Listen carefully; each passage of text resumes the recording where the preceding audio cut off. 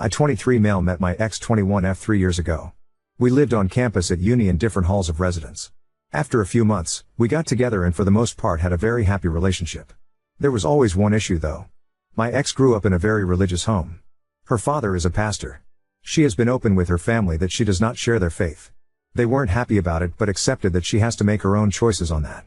Nevertheless, I think some of that religious upbringing was still in her mind. I grew up in a different religion but was never very serious about it, and am no longer religious. Our relationship was pretty normal except that she told me very early that she was a virgin and wanted to stay that way until she was married. It wasn't for religious reasons, as I mentioned she isn't religious. But she was very focused on not disappointing her dad. We did other sexual things, just not intercourse. I never had much luck with girls growing up, and going into the relationship I was a virgin. And I still am, at least if you classify being a virgin as never having had intercourse.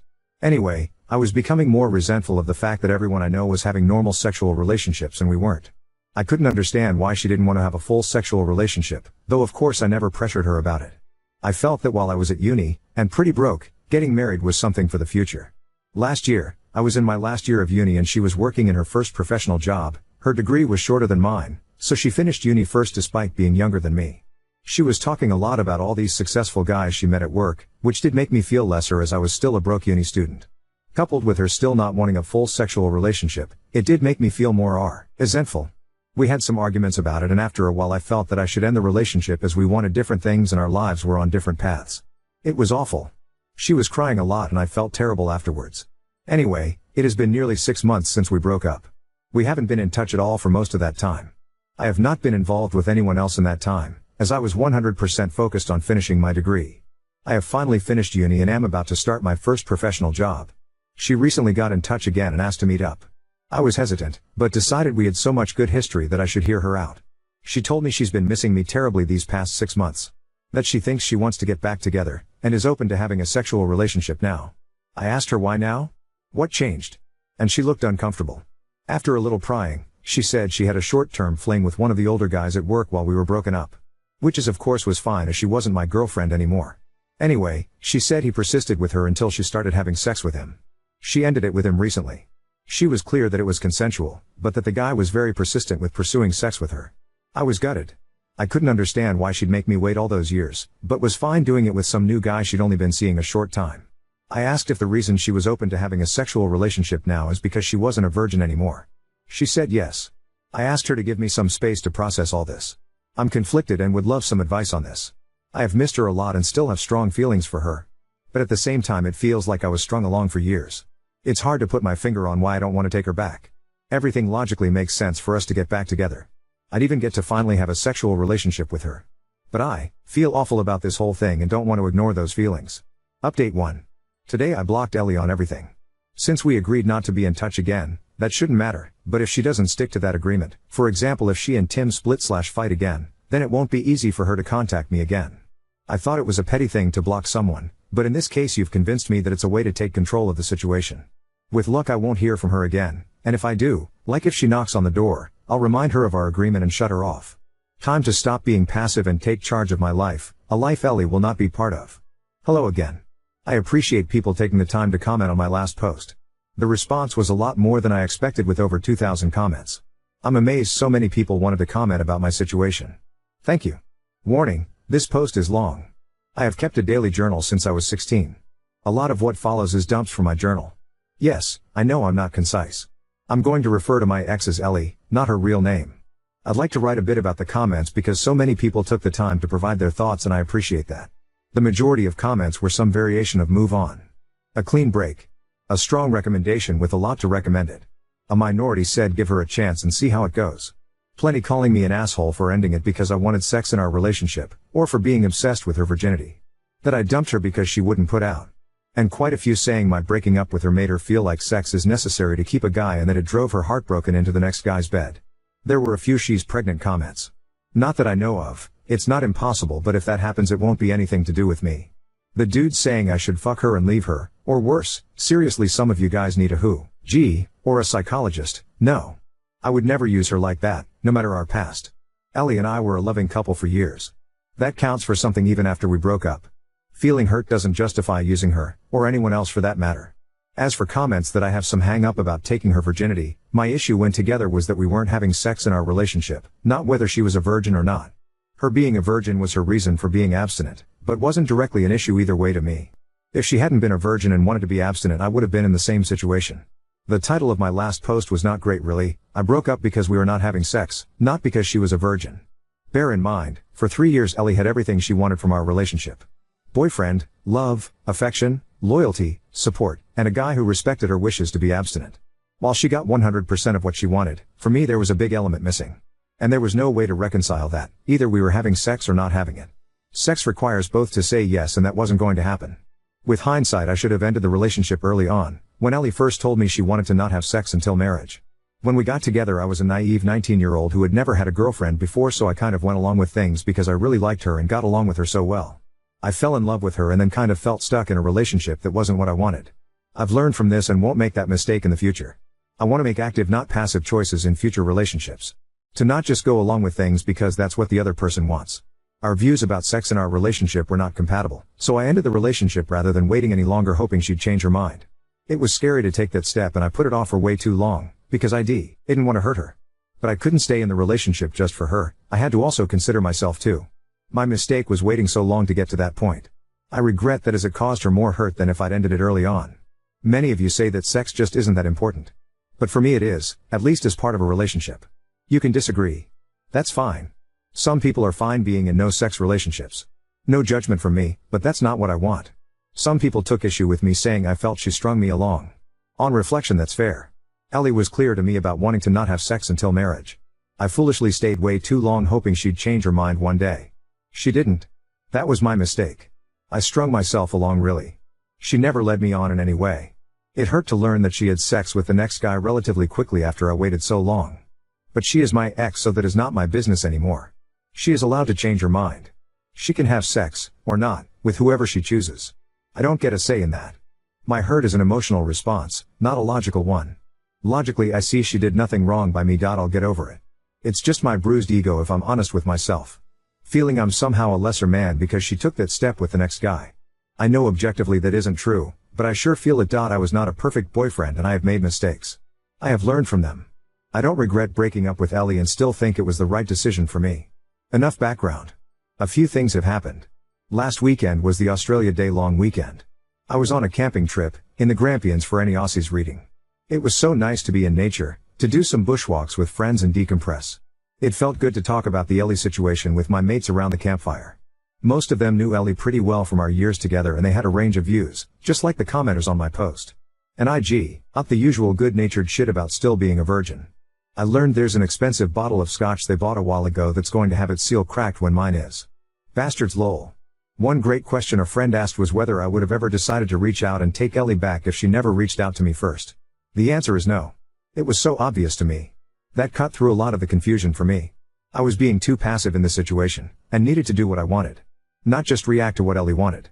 By the time I was on the way home, I had decided to not get back together with her. But that was moot. When I was driving home and got a mobile signal again, no mobile network where we had camped, the network delivered a bunch of messages from Ellie all at once. She said she was wrong to ask me to get back together, and that she's back with Tim, fake name, now. She also texted that the thing with Tim is more serious than she told me when she last met with me. She apologized for misleading me about her and Tim's relationship. If you remember, she called it a fling before. She asked if we could meet to talk about it. I was not happy, so I just texted back no. Not very mature of me, but I wasn't in the mood to hear more about all this. And I was surprised and pissed off that she lied to me. That seemed very out of character for her. She tried calling me but I didn't want to answer. She sent another text saying Tim and I had a fight. I shouldn't have come to you. And finally, I'm sorry. When I got home, I was an idiot and let my curiosity get the better of me. I looked up Tim online. His real given name is uncommon, so it wasn't hard to find. Found him on LinkedIn, which gave me his full name. Ellie is one of his connections and he works at the same firm, so I was confident it's him. He's a director at their firm, one level below partner. He also has pics on Insta. Lots of posts about his adventures around the world at various events and exotic places, as well as shots with an expensive looking car. A few photos of him with Ellie with their arms around each other in Singapore in November. I guess that confirms it was serious. He wouldn't have public pics with her for a casual fling. All that just made me feel bad. No good comes from comparing myself to my ex's successful boyfriend. Ellie is not my girlfriend and I'm not in competition with Tim. So I won't do that again. My ego's bruised enough already. I have been living a very frugal life my whole time at uni, aka poor as fuck, so I know I can feel inferior when I see people with wealth. That's another me problem to sort out. Anyway, all that was on Sunday afternoon/evening. On Tuesday evening, Ellie knocked at my door. She said that she knows I didn't want to talk to her, but she felt bad about everything and hoped I would to let her explain herself, clear the air, then I'd never see her again if that's what I wanted. I let her in. I was not happy with recent events but figured I might at least get a clearer idea of what's going on. It was a long, heavy conversation over 4 hours, but here's the gist as I remember it. When we broke up she was devastated. She said it took a couple of months before she started to feel a bit better. She missed me constantly and wanted to see me the whole time, but when I ended it we agreed to keep apart and heal. In September, she met Tim at work. He manages a different team, she doesn't work for him. She said he was very charming and attractive and showed almost immediate interest in her. They got to know each other and he asked her out. She was worried it was a rebound but felt so much better getting his attention that she went along with it. After dating for a while she developed feelings for him and that later led to a sexual relationship. It wasn't a fling and she dated him for a while beforehand. I asked about whether he had pressured her into sex, last time said he was very persistent. She said he was trying to not upset me, she thought if she gave the impression she was reluctant to have sex with Tim that I wouldn't think as badly of her. So it was a story to try and spare my feelings. I told her it just made me worried she had been assaulted. She looked shocked at that and said no way, she was actually the one who initiated their sexual relationship. I said although I don't like that she lied to me, I can understand why. I don't think she did anything wrong changing her mind about abstinence. Yes, I was hurt when she told me she was having sex but I have no right to judge her for anything, she's a single adult and it's her life. I don't think badly of her. She burst into tears and said something like I thought you must hate me now. I assured her that I didn't. She said she was sad it didn't work for us, but that she never would have dropped her virginity commitment if we had not broken up. After we broke up, she decided that it was a commitment she made to her dad when she was still a kid, and it was messing with the life she wants now. So by the time she and Tim got into their relationship, she had already decided she was ready for sex with the right person. I asked about her dad and she just said he doesn't need to know. I asked about why she asked to get back together. Tim is older, she told me he's 32, and has been at the firm 10 years. One day at work, one of the women made a snarky comment to Ellie about being another one of Tim's girls. She did some digging and it turns out Tim has a history. He has dated a long list of women from work, several of them were young graduate employees just like Ellie. The rumor around the office is that Ellie is just the next girl to get used by him. She was horrified. She accused him of using her. They argued and she told him it was over. Soon after that she came to me. She felt as if we might be able to rekindle things now that she was open to a sexual relationship. But my hesitation and time to calm down her realized that was a mistake. Over the weekend, Tim asked her to work things out. She decided to give it a chance. She tried to call me but they went to voicemail, I was camping, so she sent those messages instead. So I guess that's settled, I don't want her back and she's in a relationship so she doesn't want me back either. We chatted a bit about how our families are going. She congratulated me on finally finishing uni. She asked if I had been seeing anyone and when I told her I'd been studying hard and working a lot since exams, retail job, with no time for girls, she laughed and said I'm still a big nerd. She hoped we could be friendly if we ever see each other. But she wants to keep out of contact out of respect for her relationship with Tim. She wants to give it a real chance of working. Which is fair enough. She gave me a hug, said thank you for understanding, and left. So there you have it. Ellie involved me in her relationship drama. I would have preferred she hadn't, but at least it's sorted now. I'm glad I paid attention to my feelings and took time out to consider things, as it could have been very messy if I had taken her back. Trusting my gut has been the biggest lesson for me in all this. I still care for her despite recent events. It seems like she is dealing with a lot of complicated things between her new relationship and work gossip. I wish her well and hope she will be happy, whether it's with Tim or not. She was my first love and I expect I'll always have warm memories of her. But I am clear now that I don't want her back. She is my past and I want to look forward. Well, this has become an essay. Tutors at uni always told me I was too waffly in my writing. Well, fuck those guys, I'm not a student anymore. I can now focus on launching my new career with no distractions. I've worked so hard for so long to get here. My new job starts on Monday. It's going to be so great building actual real experience my new profession, not just endless theory. I'll be earning much better money, no more student poverty, and I've got graduation in May to look forward to as well. I'm open to finding someone new but that is way down my priority list. I'm not going to actively pursue that anytime soon. Cheers everyone for your comments and advice. Well, we've agreed to stay out of each other's lives. I fully intend to keep to that. I hope she does too. I was already pretty churned up about things from when she first asked to get back together. I wish she hadn't done that. But after she came to see me on Tuesday it was easier for me, we got to mutually say no to a future together, and also put a lot of baggage in the bin. Is Ellie going to be happy? I don't know. I hope so, But I have my doubts about this Tim dude. But you probably can't trust my judgment on that. More relevant to me is whether I'm going to be happy. The answer is fuck yes, because I'm going to make that happen. My old throwaway got blocked, so I had to make this new one. I learned a lot through that experience and believe that I'm a little less naive than I was. Many of you said I would see Ellie, now 22F, again. You were right. If you recall from my previous posts, my ex Ellie and I mutually agreed to be no contact after some drama on her part.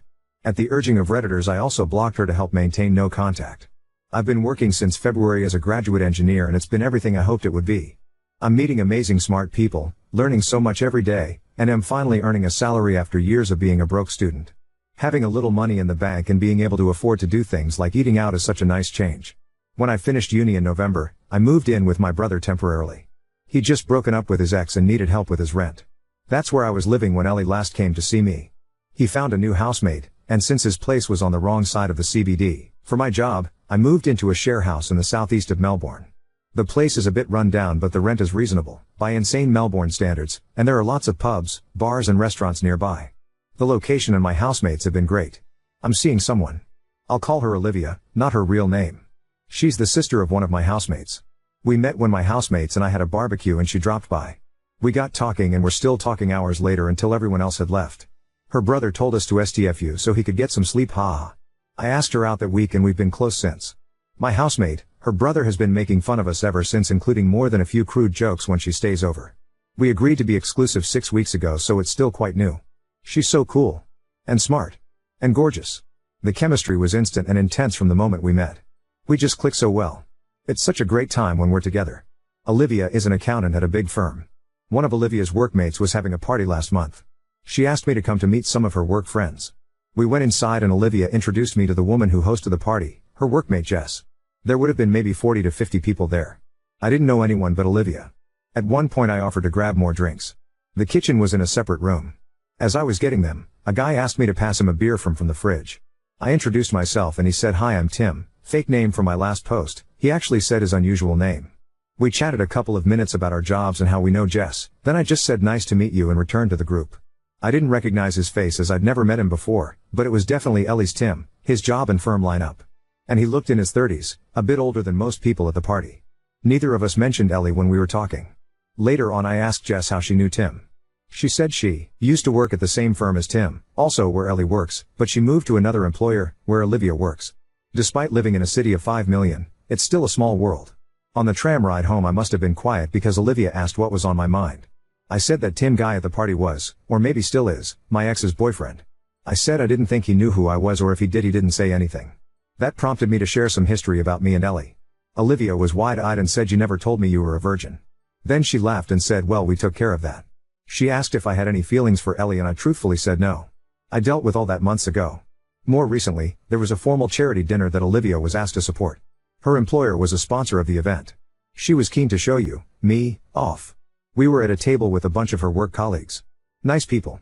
One of her work friends was so excited to meet me, and Olivia can't stop talking about you. That made me feel really good. After dinner a few of us were chatting and I got a tap on the shoulder. I turned around and to my surprise it was Ellie. Tim was with her. It was so weird to see her again. Tim said he remembered meeting me at that party but never made the connection to Ellie until just now. She must have told him about me. Ellie looked very different.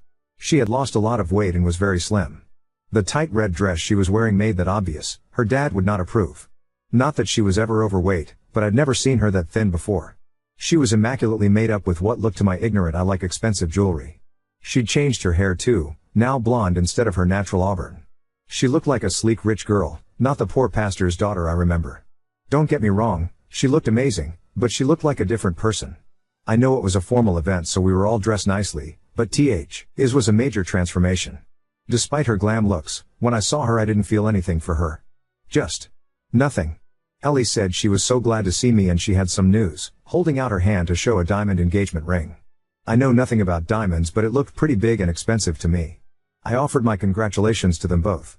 Just then Olivia walked back over. I introduced her to Ellie and Tim. Olivia put her arm around me and Ellie's smile seemed to kind of freeze.